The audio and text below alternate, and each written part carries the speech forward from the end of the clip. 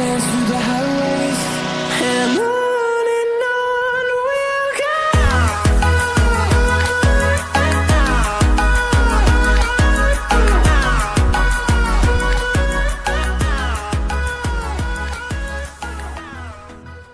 আজকে আমার সাথে যে ডিভাইসটা আছে সেটা হচ্ছে গিয়ে রিয়েলমি নার্জো 30।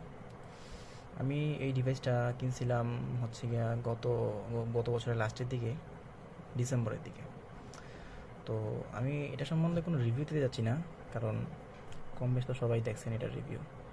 তো আজকে আমি এটার লং টার্ম ইউজ সম্বন্ধে আপনাদেরকে কিছু আইডিয়া দিতে যাচ্ছি। তো আপনারা পাশেই থাকবেন আমার। আপনারা দেখছেন the tech channel, check it out. তো প্রথমে যে বিষয়টা নিয়ে কথা বলা লাগে সেটা হচ্ছে গিয়া এটার ডিজাইন অ্যান্ড বিল্ড কোয়ালিটি। তো প্রায় 3-4 মাস ইউজ করার পর আমি যা দেখতে পাচ্ছি, এটা হচ্ছে গিয়ে কমপ্লিটলি একটা প্লাস্টিক ডিভাইস। কিন্তু এরপরও এটার পিছনে যে ব্যাক প্যানেলটা আছে প্লাস্টিকের, এটা যথেষ্ট ভালো। 3-4 মাস আমি প্রায় হেভিলি ইউজ করছি। একটা কভার লাগানো আছিল, ওটা মাঝে মাঝে খুলতাম, মাঝে মাঝে ইউজ করতাম। এরপরে দেখতাম যে এটার পিছনে কোনো স্ক্র্যাচ পড়ে নাই, এখনও কোনো স্ক্র্যাচ পড়ে নাই, সাইডের প্যানেলে কোনো স্ক্র্যাচ পড়ে নাই। তো মোটামুটি আলহামদুলিল্লাহ এটা বিল্ডের দিক দিয়ে ভালো আছে। তো দেখা যাক আরও 4-5 মাস ইউজ করার পর যদি আমি আরও একটা ডিটেল রিভিউ দিতে পারি। তারপর দেখা যাক এটা ডিসপ্লে নিয়ে। তো এটার ডিসপ্লে হচ্ছে কি একটা আইপিএস প্যানেল উইথ 90 হার্জ। তো 90 hertz with IPS panel is a great combo. But এখনকার বাজার যদি চিন্তা করি 2022 সালে এসে দেখা যাচ্ছে শাওমি, ইনফিনিক্সও অনেক ডিভাইসে এখানে অ্যামোলেড প্যানেল দিয়ে দিছে। এই রেঞ্জেই বলা যায় অ্যামোলেড প্যানেল, অনেকের দাবি থাকে অ্যামোলেড প্যানেল ইউজ করার। বাট কী করে, রিয়েলমি এখানে দিচ্ছে আইপিএস প্লাস 90 হার্জের প্যানেল খুব ভালো। টাচ রেসপন্স খুব ভালো দেখা যায়। টাচ স্যাম্পলিং রেট আছে গিয়া 180 হার্জ। তো মোটামুটি সব মিলিয়ে ভালোর কথায় রাখা যায় আর কি। আমার এই কয়েকদিনের ইউজে আমি কোনো ইস্যু ফিল করি নাই, টাচ রেসপন্সে কোনো বাধা আমি দেখি নাই। আমি খুব হেভিলি তো ইউজ করলাম। এটার ভিতরে আপনারা আউট অফ দ্য বক্স পাচ্ছেন অ্যান্ড্রয়েড ভার্সন 11 আর রিয়েলমি UI 2.0। আপনারা পাচ্ছেন এটার সাথে হেলিও G95 প্রসেসর মিডিয়াটেকের পক্ষ থেকে। আর এখন একটা জিনিস দেখলাম যে রিয়েলমি, শাওমি, ভিভো এসব ফোনে ভার্চুয়াল র্যামের জিনিসটা অ্যাড করছে তারা। এটা মানা যায়, বাট ঘুরে ফিরে তো এই বটের তলি, তাই না? 6GB RAM plus 2GB extra লাগানো হবে, এটা তো আর আপনারা এক্সটার্নাল স্টোরেজ থেকেই লাগানো হবে। হেলিও G95 প্রসেসর থেকে মোটামুটি একটা গেমিং পারফরমেন্স পাবেন এখানে। আমি গত 3-4 মাস ধরে বেশি খেলি হচ্ছে গিয়া কল অফ ডিউটি। তো আমার ফেভারিট গেম বলতে গেলে কল অফ ডিউটি। আর বেশি আমি করি না, মানে পাবজি এসব খেলি না। জাস্ট বেসিক কাজ, ইনস্টাগ্রাম, ফেসবুক, আর পাশাপাশি এইসব হালকা পাতলা গেমিং করি আর কি। তো গেমিং রেজাল্ট সম্বন্ধে যদি আপনারা জানতে চান, তাহলে বলতে হবে এটার কিছু ল্যাগিংস আছে। যেমন ধরেন গেম খেলতে গেলে ফার্স্টের দিকে এটা গরম অনুভব করা যায় না পিছন দিকে, বাট 10-15 মিনিট যদি আপনারা একটা ম্যাচ যদি আপনারা খেলেন, এখানে দেখা যায় খুবই গরম হয়, অতিরিক্ত পরিমাণে গরম হয় এই পিছের ব্যাক প্যানেলটা। মানে এটা জানি না এটা কি মিডিয়াটেকের জন্য, মিডিয়াটেকে আমি যতটুকু শুনছি তো গরম হয়, বাট অতিরিক্ত গরম হয় ভাই, অতিরিক্ত গরম হয়। পিছনের যে এই ক্যামেরার মডিউল থেকে শুরু করে এই যে এতটুকু পর্যন্ত জায়গাটা পুরা গরম হয়ে আগুন হয়ে যায়। যখন আপনারা মানে খেলবেন তখন বুঝতে পারবেন আসলে। তো আমি মিডিয়াটেকের আরও অনেকগুলো ফোন চালাইছি, এত গরম হয় নাই। বাট এই G95 প্রসেসর উইথ এই নার্জো 30 এক্সেস লেভেল, ভাবা যায় না। তো যাই হোক, গেমিং পারফরমেন্স বলা যায় এটার মোটামুটি, আহামরি না। কারণ যখন গরম হবে তখন তো গেমের পারফরমেন্স আস্তে আস্তে ড্রপ করবে, ল্যাগিংস দেখা দিবে। তো বলা যায় যে গেমিং পারফরমেন্স মোটামুটি। আর ডেইলি লাইফ ইউজে আমি যদি বলি, যে আমার ফোন কখনো ল্যাগ করে নাই, বাট সব মিলে খুব গরম হয়। এটার ইউআই নিয়ে কিছু কথা বলা দরকার আমার। পারফরমেন্স নিয়ে তো কিছু বললাম, বাট ইউআইটা হচ্ছে গিয়ে রিয়েলমি 2.0 এর উপর বেসড। তো রিয়েলমি 2.0 খুব ক্লিন একটা ইউআই। আমি যতটুকু ইউজ করছি আমার কোনো সমস্যা হয় না, এখানে আমি কোনো ল্যাগস দেখি নাই, বা Xiaomiর মতো যে এত গ্লিচার করে এসব নাই বলতে গেলে। বাট সেটা যে র্যাম ম্যানেজমেন্ট আছে, এটা একটু খারাপের দিকে। কারণ কয়েকটা অ্যাপস যদি আপনারা একসাথে চালান, তাহলে আপনারা একটু গ্লিটারে লক্ষ্য করবেন। যেমন ধরেন আপনি একটা অ্যাপস চালালেন, এরপর আপনি এটাতে অন্য একটা অ্যাপসে মুভ করতে গেলেন, তখন আপনার অ্যাপসটা আবার রিলোড হবে আর কি। তো এই সমস্যাটা দেখা যায় মাঝে মাঝে, কিছু কিছু সময় দেখা যায়, সব সময় না।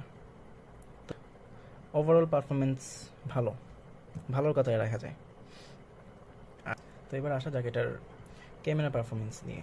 তো আপনারা নার্জো 30তে পাচ্ছেন একটা 48 মেগাপিক্সেলের প্রাইমারি ক্যামেরা প্লাস 2 মেগাপিক্সেলের একটা ডেপথ সেন্সর আর 2 মেগাপিক্সেলের একটা ম্যাক্রো সেন্সর। এই 2 মেগাপিক্সেলের ডেপথ আর ম্যাক্রো সেন্সরগুলো খুবই অকাজও, আমি কোনো কাজে লাগাই না বলতে গেলে। ওই ঘুরে ফিরে আমি প্রাইমারি ক্যামেরাটাই কাজে লাগাই 48 মেগাপিক্সেলের। আর সামনে পাচ্ছেন আপনারা 16 মেগাপিক্সেলের সোনি IMX471 সেন্সর, যেটা খুবই ভালো আমার মতে। যে সামনের ক্যামেরাটা খুবই ভালো।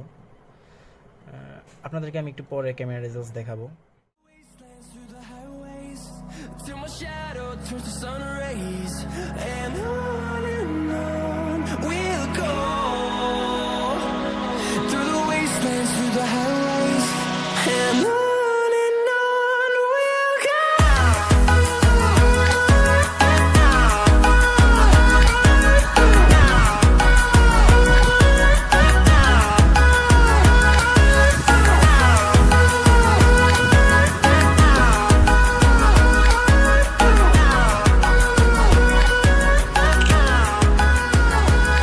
And we'll grow in number, fueled by them to see the horizon, turn us to thousands. And we'll grow in number. তো এটা হচ্ছে গিয়া 4K 30 FPS। আপনারা দেখতেই পাচ্ছেন এখানে কোনো স্টেবিলাইজেশন নেই, এক্সট্রা কোনো স্টেবিলাইজেশন নেই, ইএস বা ওএস কোনো কিছুই নেই। আর আপনারা যে মাইকে কথাটা শুনতে পাচ্ছেন, এটা হচ্ছে গিয়ে ফোনের এক্সটার্নাল যে মাইকটা আছে ওইটাই, এক্সট্রা কোনো মাইক আমি লাগাই নেই। তো আপনারা তো দেখতেই পাচ্ছেন, এটা হচ্ছে গিয়া ক্যামেরার রেজাল্ট। মোটামুটি বলা যায় আর কি 4K-তে ভিডিও করা যাবে। আর এটা হচ্ছে গিয়ে স্টেবিলাইজেশন অন করে 1080p 30 FPS-এ। তো মোটামুটি চলনসই বলা যায় রেজাল্ট। তো আপনারা দেখতেই পাচ্ছেন, এক্সট্রাভাবে কোনো কিছু বলার নেই। আর একটু শেকিনেস আছে ভিডিওতে, একটু শেকিনেস আছে।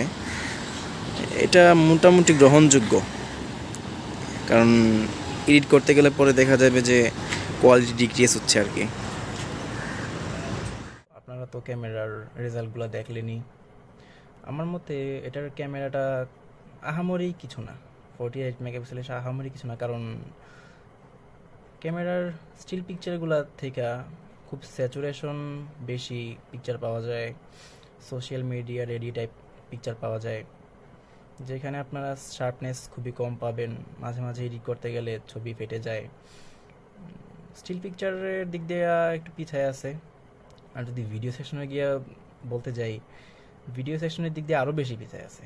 যেমন ধরেন আপনি এখানে পাচ্ছেন সর্বোচ্চ 4K 30 FPS পর্যন্ত রেকর্ড করার সুযোগ, আর পাচ্ছেন আপনি 1080p 30 অ্যান্ড 1080p 60। পরে তো আর 720p-তে আপনি পাচ্ছেন 60-30 FPS পর্যন্ত। বাট এখানে একটা ডিসঅ্যাপয়েন্টিং বিষয় হচ্ছে গিয়ে আপনি 4K 30 FPS-এও কোনো স্টেবিলাইজেশন পাচ্ছেন না, 1080p 60 FPS-এও কোনো স্টেবিলাইজেশন পাচ্ছেন না। আর যেটা স্টেবিলাইজেশনের কাজ করে সেটা হচ্ছে গিয়ে 1080p 30 ফ্রেমে। তো এটার রেজাল্ট খুবই খারাপ, মাঝে মাঝে এত শেক থাকে যে আহামরি কোনো রেজাল্ট পাই না আমি, কোনো ভালো রেজাল্ট পাওয়া যায় না, ডিসঅ্যাপয়েন্টিং রেজাল্ট আর কি। তো এটার ক্যামেরা পারফরমেন্সের দিক দিয়ে বলা যায় যে আহামরি কিছু না, বাট একটা সুখবর আছে আপনাদের জন্য। যেমন আমি হচ্ছে গিয়া এটার ভিতরে গুগল ক্যামেরা ইউজ করতেছি প্রায় 3-4 মাস ধরে। গুগল ক্যামেরা খুব ভালো রেজাল্ট দিতেছে, মানে ওভারঅল মেইন ক্যামেরা থেকে গুগল ক্যামেরার রেজাল্ট খুবই ভালো আসতেছে, প্রায় 70% বেশি ভালো আসতেছে গুগল ক্যামেরার ফটোতে।